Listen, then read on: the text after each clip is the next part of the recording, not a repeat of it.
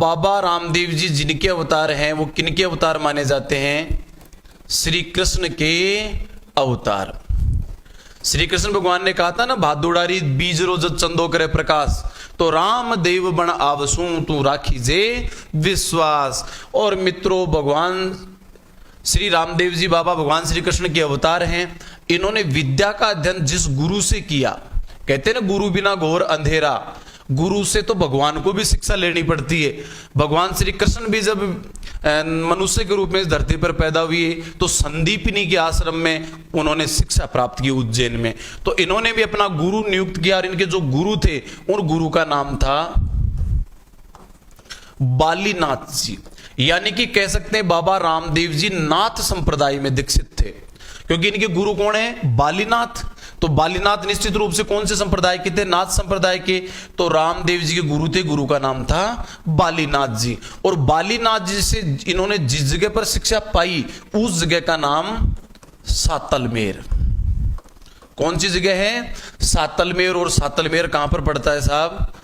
जैसलमेर में। याद रखना, प्राचीन काल में जो सातलमेर था, इसी सातलमेर को आजकल क्या कहते हैं? पोखरण। पोखरण जिला जैसलमेर, क्योंकि पोखरण का ही प्राचीन नाम सातलमेर है। जब ये बालीनाथ जी से यहां शिक्षा प्राप्त कर रहे तो इस पोखरण में यानी कि सातलमेर में खतरनाक एक आदमी रहता था जिसका नाम था भैरव। क्या नाम था? लेकिन मनुष्य होकर भी उसकी पाश्विक प्रवृत्ति थी, पशुओं जैसा आचरण करता था, इसलिए लोग उसे क्या कहते थे? राक्षस। जैसा हम टीवी के सीरियलों में देखते हैं, लंबे लंबे सींग होते हैं, लंबे लंबे नाखून होते हैं और बड़ा विशाल 20-25 फुट का होता है, ऐसा राक्षस नहीं होता। अपने में से ही जिसका बुरा आचरण है वो राक्षस है, जिसका आध्यात्म की ओर आचरण मुड़ा हुआ है वो संत है, और जिसका ईश्वरीय तत्व जिसमें मौजूद है ऐसा लगे अपने को तो भगवान है। आपने देखा होगा कि कोई आदमी मान लीजिए अपनी पत्नी को पीट रहा है तो क्या कहते हैं? साला ये इंसान है, ये तो राक्षस है, राक्षस शर्म नहीं आती इसको। कई आदमी के बारे में कोई गलत कह रहा, वो आदमी ऐसा तो कहेंगे है किसके लिए नाम लगा रहा, वो तो बेचारा संत आदमी है। तो अपने में ही संत है, अपने में ही देवता है, अपने में ही राक्षस है। ये भैरव दुष्ट प्रवृत्ति का था, लोगों को परेशान किया करता था, सताया करता था।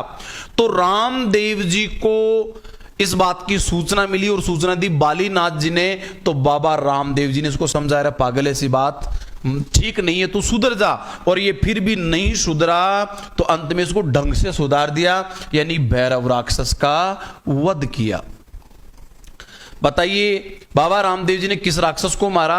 भैरव राक्षस को मारा। भैरव राक्षस को इन्होंने कहां पर मारा? पोखरण कह दो चाहे सातलमेर कह दो। ये पोखरण या सातलमेर कहां पर पड़ता है? जैसलमेर में। इनके गुरु कौन थे बाबा रामदेव जी तंवर के? बालीनाथ जी। रामदेव जी को किसका अवतार माना जाता है? कृष्ण का अवतार। और याद रखना, जिस जगह पर इस राक्षस का वध किया था वहां पर चमत्कार को पर्चा कहते हैं, कल भी बात आई थी।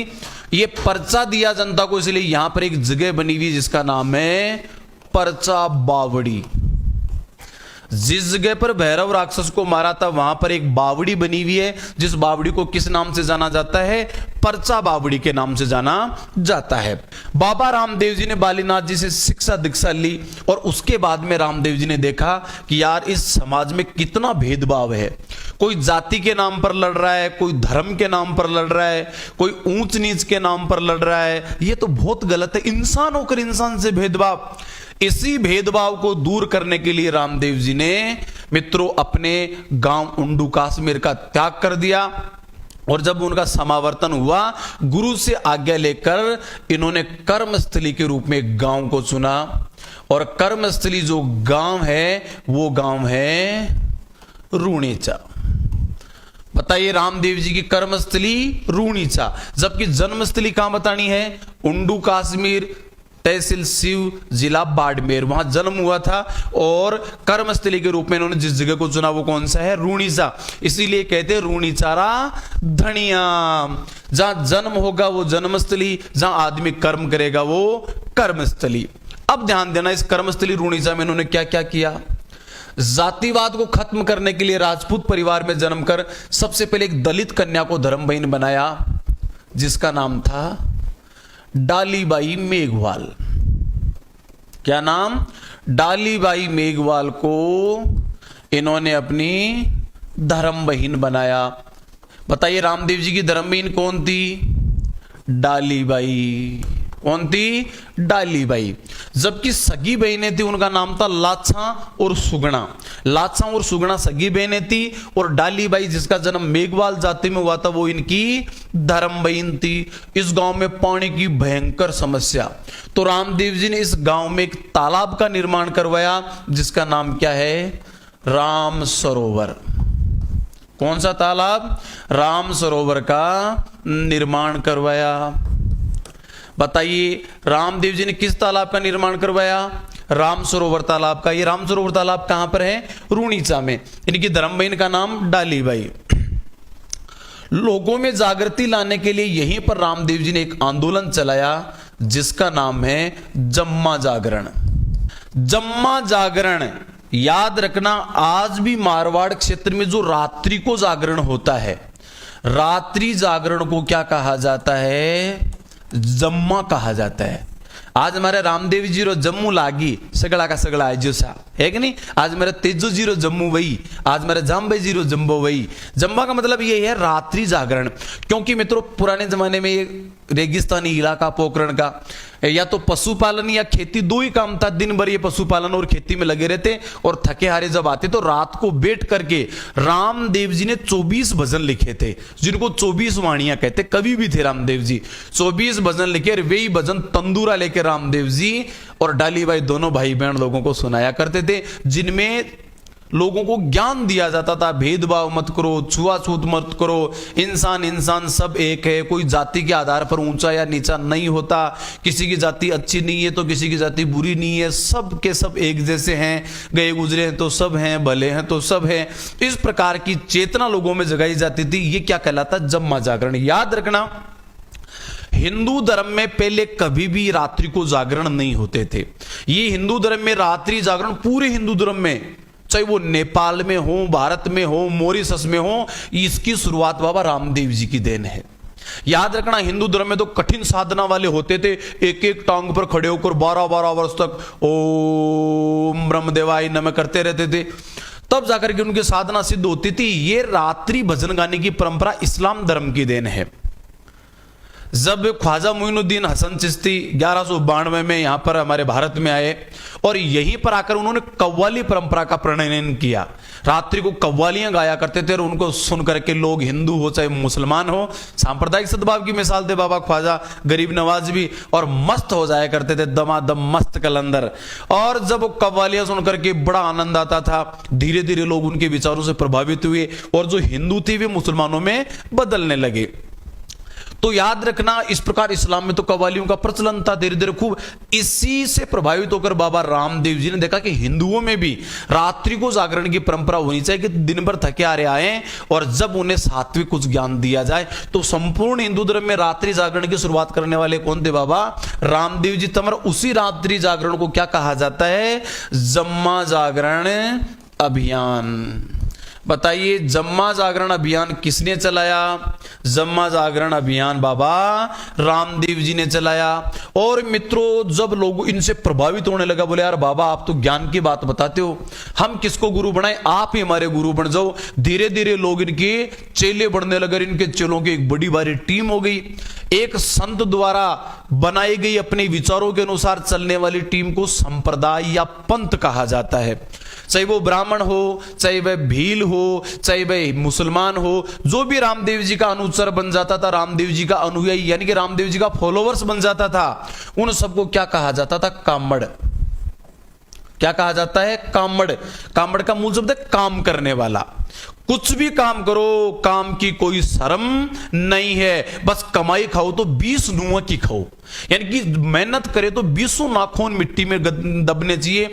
20 नाखूनों से अपन मेहनत करेंगे तो पूरे शरीर पर पसीना आएगा। और उस काम को चाहे कैसा भी काम हो, कैसा भी काम हो, काम में शर्म ना करके, काम ऊंचा नहीं है नीचा नहीं है, और काम करेगा और ईश्वर का स्मरण करेगा, वो क्या कहलाएगा? कामड़।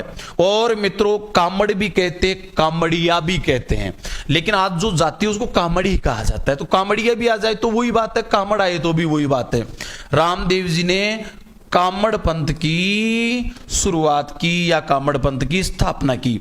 बताइए कामड़ पंथ की स्थापना किसने की या कामड़िया पंथ की स्थापना किसने की? तो रूणीचा का धनी बाबा रामदेव जी ने। ध्यान दीजिएगा, कर्मस्थली रूणीचा, जन्मस्थली उंडू काश्मीर, डालीबाई मेघवाल धर्मबीन, राम सरोवर तालाब का निर्माण करवाया, रामदेव जी ने जम्मा जागरण अभियान चलाया, रामदेव जी ने कामड़ पंथ की स्थापना की और इसी रूणीचा में बैठकर रामदेव जी ने 24 वाणियां लिखी।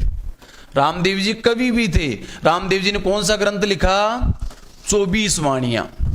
बताइए रामदेव जी की वाणियों की संख्या कितनी है? रामदेव जी की वाणियों की संख्या 24 है, 24 है। 24 वाणियों के लेखक कौन? रामदेव जी। अगर मित्रों पूछ ली जाए रामदेव जी की 24 वाणियां किस बोली में हैं, तो मारवाड़ी बोली में।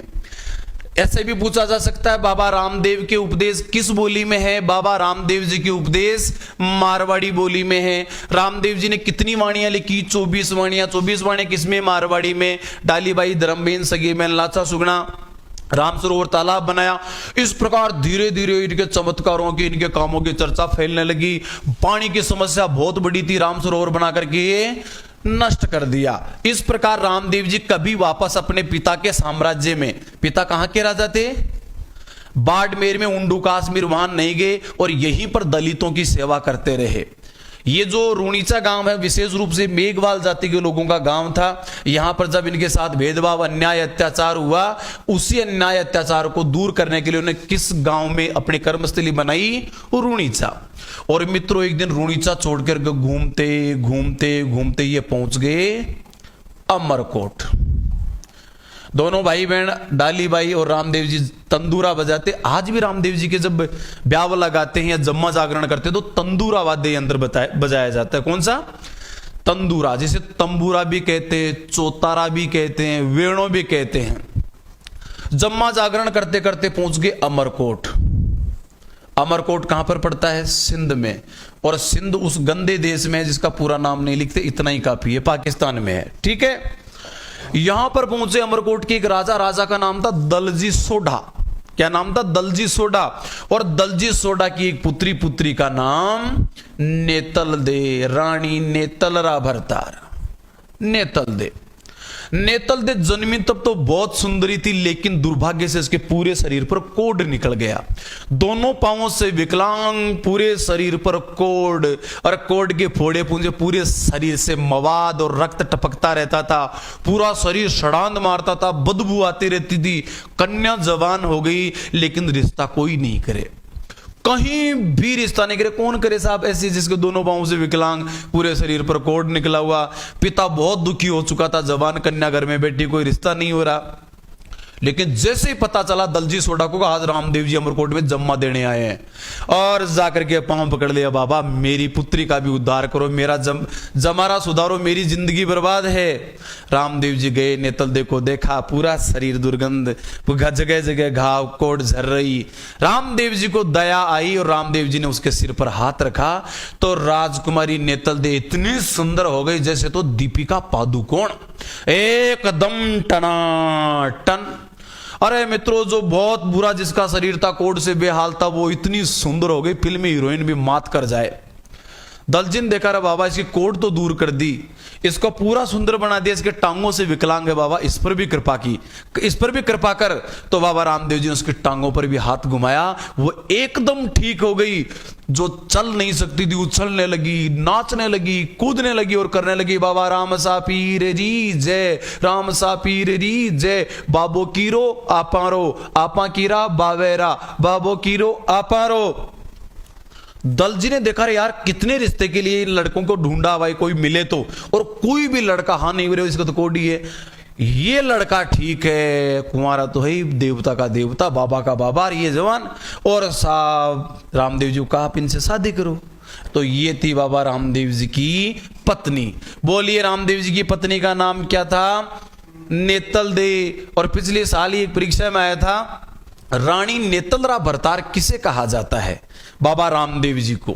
भरतार का मतलब होता है पति। रानी नेतलरा भरतार, बाई सुगना देरा वीर, माता मैणा देरा लाल, रूणी चारा धनिया किसे कहा जाता है? रामदेव जी को। और मित्रों इस नेतल दे को रामदेव जी के फिर एक पुत्र भी हुआ और पुत्र का नाम था सादा।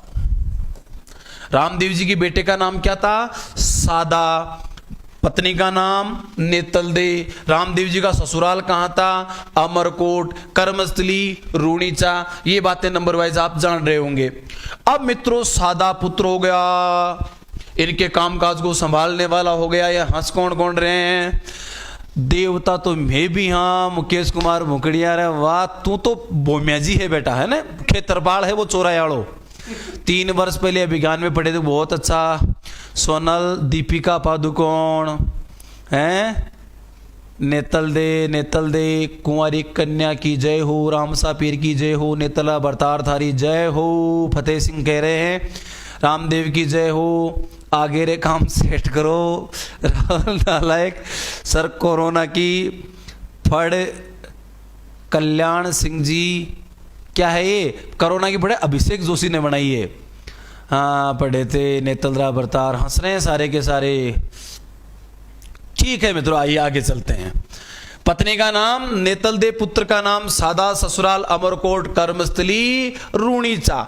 जब सादा पुत्र हो गया, रामदेव जी ने देखा अपना इस धरती पर आने का जो उद्देश्य था वो तो पूरा का पूरा सिद्ध हुआ। और मित्रों इसी रूणीचा में जो रामदेव जी ने बनाया था, क्या नाम था? राम सरोवर। कौन सा? राम सरोवर तालाब। कौन सा तालाब? राम सरोवर तालाब। इसी तालाब के किनारे, कौन से तालाब के किनारे? राम सरोवर तालाब के किनारे जन्म हुआ था भाद्र में, और समाधि भी ली थी भाद्र में। जन्म हुआ था शुक्ल पक्ष की द्वितीया को, और समाधि थी शुक्ला एकादशी को। जिन्हें बोलिया करे ना अपने 11 भाद्र शुक्ला एकादशी। सन कौन सा था? 1458। 1405 में जन्म हुआ, 1458 में इन्होंने जीवित समाधि ली। क्या ली जी?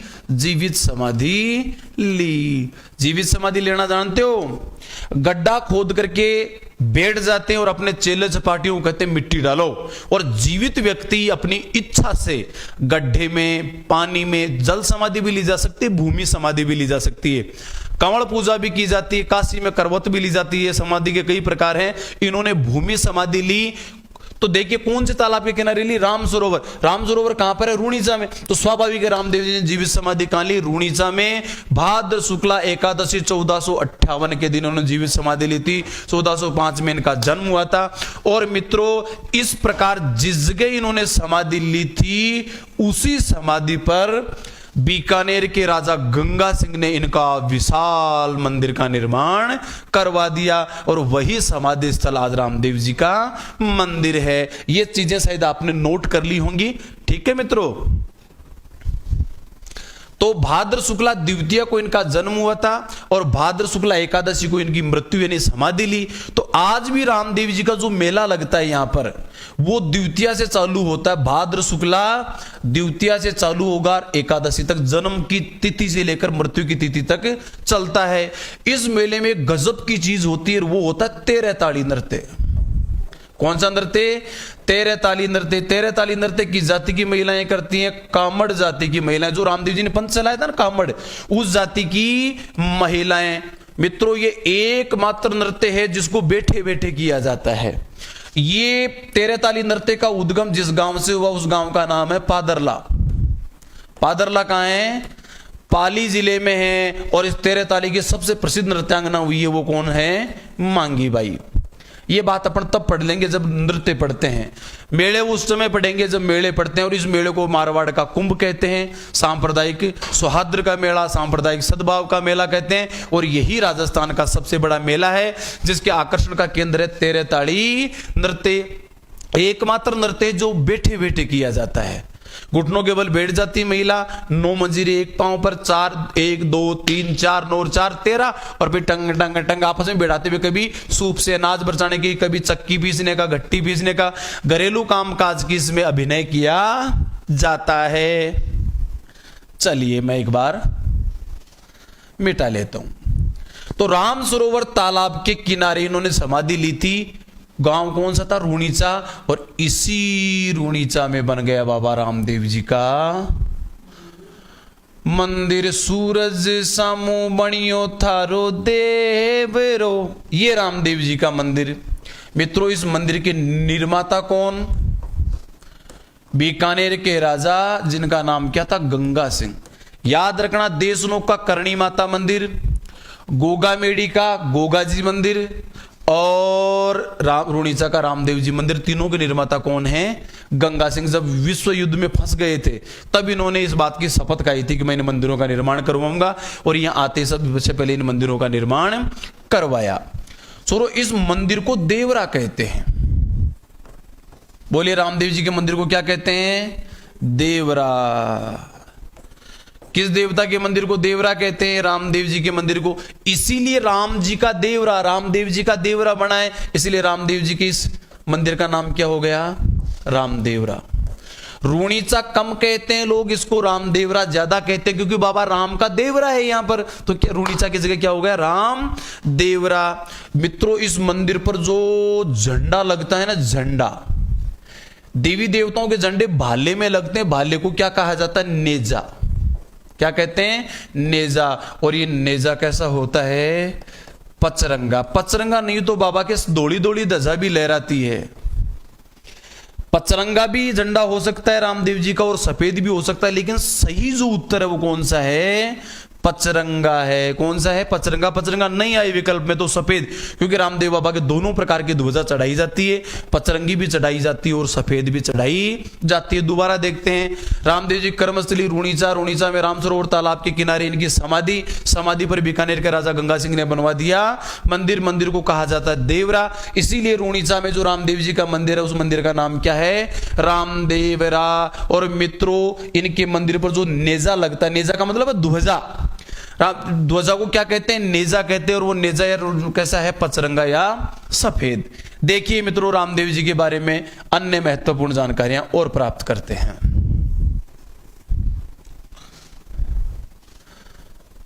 बाबा रामदेव जी,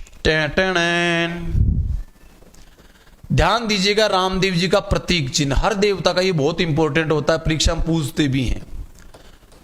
प्रतीक चिन्ह, तो प्रतीक चिन्ह क्या बनाया जाएगा? पगलिया, पांव के निशान, है कि नहीं? रामदेव जी का जन्म हुआ तब भी कुमकुम के पगलिया छप गए थे चौक में। पगलिया का मतलब है चरण चिन्ह। क्या है? चरण चिन्ह। चरण चिन्ह या पगलिया किसका प्रतीक चिन्ह? बाबा रामदेव जी का प्रतीक चिन्ह। पुराने स्टाइल का जो सिटिंग वाला टॉयलेट होता है, उसमें तो पहले से पगलिया से ही आते थे लोग, श्रद्धा के वशीभूत उसमें जाते नहीं थे, बोले हट शर्म आनी चाहिए, इसमें तो पगलिया छपे हुए हैं। तो प्रतीक चिन्ह रामदेव जी का पगलिया है। पगलिया का हिंदी में अर्थ होता है चरण चिन्ह। मित्रों, रामदेव जी का वाहन है नीला घोड़ा। रामदेव जी का वाहन क्या है? नीला घोड़ा। नीलो घोड़ो नवलरो और मोत्या जड़ी लगाम। अब देखना, रामदेव जी के जो गीत हैं, रामदेव जी के गीत को कहा जाता है ब्यावला। रामदेव जी के गीतों को क्या कहते हैं? ब्यावला। और बेटा, रामदेव जी की जो गीत है जिनको ब्यावला गाते हैं, इनको दो जातियों के लोग गाते हैं। कौन कौन? मेघवाल व कामड़ जाति के लोग। मेघवाल व कामड़ जाति के लोग वाद्य यंत्र कौन सा बजाएंगे? तंदूरा, तंबूरा, चौतारा, वेणु, एक को ही कहते हैं, तंदूरा के साथ गाते हैं। और तंदूरा का विश्व प्रसिद्ध वादक कौन है? प्रहलाद सिंह टिप्पाणियां। वाद्य यंत्र पढ़ेंगे तब पढ़ेंगे। पता है किस लोक देवता के गीतों को ब्यावला कहते हैं? रामदेव जी के। मित्रों, सबसे इंपॉर्टेंट बात लिखना ना, राजस्थान के सभी लोक देवताओं में सबसे लंबा गीत रामदेव जी का है, और देवियों में सबसे लंबा गीत जीण माता का है। नोट कर लेना, राजस्थान के सभी लोक देवताओं में सबसे लंबा गीत रामदेव जी का है, तो राजस्थान की सभी लोक देवियों में सबसे लंबा गीत जीण माता का है। देवताओं में रामदेव जी, देवियों में जीण माता, दोनों की तुलना करें तो रामदेव जी के गीत से भी लंबा जीण माता का गीत है। अगर यह प्रश्न ऐसे आ जाए, पहले भी आ चुका 3rd ग्रेड में, कि राजस्थान के देवी देवताओं में सबसे लंबा गीत किसका है, तब उत्तर होगा जीण माता। अकेला देवता पूछे तो रामदेव जी, अकेली देवी पूछे तो जीण माता का गीत लंबा बताना, और देवी देवता दोनों एक प्रश्न में आए फिर पूछे लंबा गीत किसका, तो उत्तर होगा जीण माता का। पता है रामदेव जी के गीतों को क्या कहते हैं, ब्यावला। ब्यावला किस जाति के लोग गाते हैं, मेघवाल और कामड़ जाति के लोग। सब मेघवाल और कामड़ रामदेव जी के ब्यावला गाते हैं, तो वाद्य यंत्र कौन सा बजाते हैं, तंदूरा। जबकि मित्रों रामदेव जी की फड़ बांसते हैं, वो जिस जाति के हैं वो कौन सी जाति है, कामड़। और कामड़ जाति के लोग जब रामदेव जी की फड़ बांसते हैं तो जो वाद्य यंत्र बजाते हैं, जिस वाद्य यंत्र का प्रयोग वो है रावण हत्ता। कौन सा वाद्य यंत्र, रावण हत्ता। देखा होगा, नारियल से बांस को जोड़ दें तो साज हो जाए। नारियल से बांस को जोड़ दें, रावण हत्ता की परिभाषा, नारियल से बांस को जोड़ दें तो साज हो जाए, मूंछों संग साफे में शाही अंदाज हो जाए। और क्या प्रशंसा करूं मेरे राजस्थान की, पड़े जो पत्थर मेरे मकराना का, तो मकबरा भी ताज हो जाए, तो मकबरा भी ताज हो जाए। वो रावणत्ता रामदेव जी के गीतों भजनों ब्यावलाओं के साथ तंदूरा, और रामदेव जी की फड़ के साथ रावण हत्ता। फड़ कामड़ जाति के लोग, जबकि भजन कामड़ भी गाते हैं और मेघवाल जाति के लोग भी गाते हैं, जगह कर लेते हैं, फिर और चीज भी लिखते हैं। प्रतीक चिन्ह क्या, पगल्या। पगल्या को हिंदी में क्या कहते हैं, चरण चिन्ह। ध्वजा या नेजा, पचरंगा, वाहन, नीला घोड़ा। अब ध्यान देते हैं रामदेव जी के मंदिर का पुजारी। पुजारी होता है, देखो जो रूणीचा का मंदिर है उसके परंपरागत पुजारी मेघवाल होते आए थे, लेकिन वर्तमान में तंवर राजपूत पूजा करते हैं। वर्तमान में रूणीचा के मंदिर के जो पुजारी है वो तंवर गोत्र के राजपूत हैं। लेकिन गांवों में कहीं भी हो, मेरे गांव में भी बाबा रामदेव का मंदिर है, कहीं भी गांव में मंदिर हो, रामदेव जी का परंपरागत रूप से पुजारी जिस जाति का मिलेगा वो किस जाति का होता है, मेघवाल। कौन सी जाति का, मेघवाल जाति का। बोलिए रामदेव जी के पुजारी किस जाति के, मेघवाल। और जो मेघवाल पुजारी होता है उसे क्या कहा जाता है, रीखिया। बोलिए रामदेव जी के पुजारी को क्या कहते हैं, रीखिया कहते हैं। रीखिया किसका पुजारी होता है, रीखिया रामदेव जी का पुजारी होता है। रामदेव जी का रीखिया मेघा वाला कर दिया क्या, रामदेव जी का रीखिया जिस जाति का होता है वह जाति है मेघवाल। तो बताइए राजस्थान के किस लोक देवता के पुजारी को रीखिया कहा जाता है, रामदेव जी के पुजारी को। एक इंपॉर्टेंट बात, और रामदेव जी को जो भी भगत जाते हैं साथ में क्या लेके जाते हैं, कपड़े के घोड़े चढ़ाते हैं। बोलिए कपड़े के घोड़े किस लोक देवता को चढ़ाते हैं, रामदेव जी को। रामदेव जी को चढ़ाए जाने वाले किसके बने होते हैं, कपड़े के बने होते हैं। कपड़े के घोड़े किस देवता को, वो है ना दर्जीड़ा ने परचो दिनो बाबा कपड़ा को घोड़ो उड़ायो बाबा। बचपन से बाबा रामदेव जी कपड़े के घोड़े बड़ा प्रसिद्ध है। वो भजन में चलता ना, घोड़लियो दिलवाई मारी माँ माने घोड़लियो दिलवा, घोड़लियो गढ़वाई मारी माँ मारे घोड़लियो गढ़वा, है कि नहीं मित्रों। और अब बात करते हैं बाबा रामदेव जी के मंदिरों की। रामदेव जी का जो मुख्य मंदिर है उस मुख्य मंदिर का नाम है रामदेवरा। रामदेव जी के मुख्य मंदिर का नाम क्या है, रामदेवरा। रामदेवरा जिस जगह बना हुआ उस गांव का नाम रूणीचा, और रूणीचा जैसलमेर जिले में है। कहां पर है, जैसलमेर जिले की पोकरण तहसील में। ध्यान दीजिएगा रामदेव जी का दूसरा मंदिर है जिसको कहा जाता है दूसरा रामदेवरा। क्या कहा जाता है, दूसरा रामदेवरा, दूसरा रामदेवरा। और दूसरा रामदेवरा जिस गांव में, उस गांव का नाम है खूंड्यास। कौन सा गांव है, खूंड्यास, खूंडियावास। और ये खूंडियावास बड़ा विवादित गांव है। ये गांव आधा अजमेर में पड़ता है, आधा नागौर में पड़ता है। लेकिन याद रखना अपने को इसका उत्तर क्या देना है, नागौर। खूंडियास की नदी में आधा मंदिर आधा आगे का हिस्सा है वो नागौर में पड़ता है, पिछला हिस्सा इसका अजमेर में पड़ता है। फिर भी अपने को उत्तर देना, राजस्थान में दूसरा रामदेवरा कहां है, खूंडियावास। खूंडियावास कहां है, नागौर में। एक है साहब जिसको कहते हैं छोटा रामदेवरा, क्योंकि रामदेव जी के मंदिर को क्या कहते हैं, रामदेवरा ही कहते हैं, छोटा रामदेवरा। चलो छोटा रामदेवरा जिस जगह, उस जगह का नाम है जूनागढ़। जूनागढ़ कहाँ है, गुजरात में। बीकानेर वाला मत कर देना। अब बताइए शेखावाटी में प्रसिद्ध रामदेवरा कहाँ है, शेखावाटी का रामदेवरा। शेखावाटी में प्रसिद्ध रामदेवरा जिस जगह पर है उस जगह का नाम है नवलगढ़। कौन सी जगह, नवलगढ़, और नवलगढ़ का जिला झुंझुनू। देखिएगा राजस्थान के में प्रमुख जो रामदेव जी के मंदिर है, रामदेवरा, रूणीचा, जैसलमेर में, यहीं पर वो रामदेव जी का मेला लगता है। यही मुख्य मंदिर है जो भाद्र शुक्ला द्वितीया से लेकर भाद्र शुक्ला एकादशी तक चलता है, जिसे मारवाड़ का कुंभ कहते हैं। राजस्थान का सबसे बड़ा मेला है। दूसरा रामदेवरा खूंडियावास में। खूंडियावास कहां है जी, नागौर में है। ये तो देखा होगा, किसी ना किसी मंदिर के तो आपने दर्शन किए ही होंगे। एक छोटा रामदेवरा। छोटा रामदेवरा कहां है जी, जूनागढ़ में। जूनागढ़ कहां पर है, गुजरात में। एक है शेखावाटी का रामदेवरा। शेखावाटी का रामदेवरा कहां पर है, नवलगढ़। इसमें हंस क्या रहे हो, होता था पहले जबरदस्ती नसबंदी होती थी। वो बिहार में तो एक आदमी नसबंदी खुद की करवा के आएगा, उसको एनएसवी बोलते हैं। एनएसवी करा दी, उसके एनएसवी कराने के 2 साल बाद उस बिहारी के बेटा हो गया, और जाकर ड्राइवर से, उसे डॉक्टर से झगड़ने लगा, बोला तेरी ऐसी तेजी को तरीका है यार, मैंने नसबंदी करा ली, 2 साल बाद में मेरे बच्चा कैसे हो गया। डॉक्टर ने कहा सुन रहे भाई, मैंने नसबंदी तेरी करी थी, पूरे गांव की नहीं करी थी। हो जाता है कई बार ऐसा, तो ध्यान देना। छोटा रामदेवरा गुजरात के जूनागढ़ में है। एक शेखावाटी का रामदेवरा है जो कहां पर है, नवलगढ़ में है, और नवलगढ़ कहां पर है, झुंझुनू आएगा। इसके अलावा और जो रामदेवरा है उनके बारे में भी अपन जानकारी हासिल करते हैं। एक मंदिर इनका पड़ता है बिराठिया गांव में।